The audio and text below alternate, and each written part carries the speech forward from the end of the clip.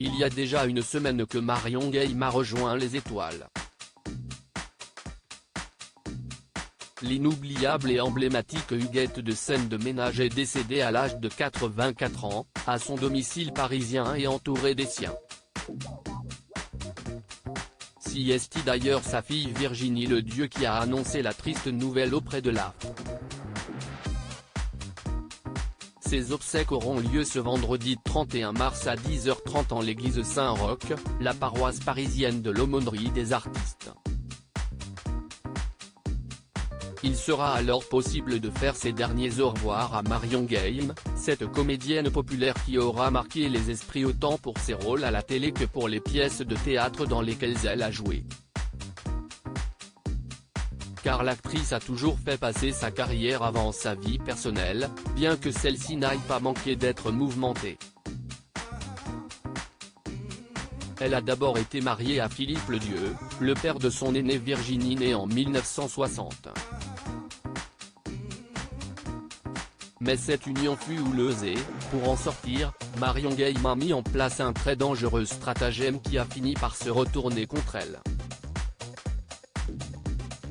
Pour l'obliger à divorcer en ces temps pas si lointains, où la procédure à l'amiable n'existait pas, il a fallu qu'elle invente un mensonge, qu'elle se dise enceinte d'un autre, nous apprend le nouveau numéro de gala, paru ce 30 mars 2023 et dont quelques pages sont consacrées à la comédienne disparue. Ce mensonge lui a fait perdre la garde de sa fille et pendant longtemps, Marion Gaime et Virginie ne se sont donc pas vues. J'ai été très séparée de ma maman dans mon enfance. C'est mon papa qui m'a récupérée quand j'étais petite. Ma mère m'a beaucoup manqué. Bref, ça ne se passait pas très bien entre mon père et elle. Donc c'était très difficile, avait d'ailleurs raconté celle qui est devenue actrice à son tour dans Ça commence aujourd'hui en 2021.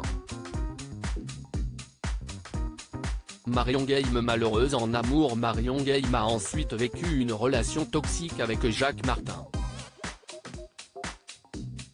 Pendant 4 années, ils se sont aimés passionnément mais, la jalousie extrême et le tempérament colérique de l'animateur aura eu raison de leur couple. L'actrice a ensuite refait discrètement sa vie avec Jacques Verlier, le père de ses 2 fils Mathieu et Romain. C'est tout aussi discrètement qu'ils se sont séparés. Enfin, la comédienne a connu un dernier amour en la personne de Jean-Claude, un homme avec qui elle a été pendant plus de 15 ans sans toutefois jamais vivre avec lui.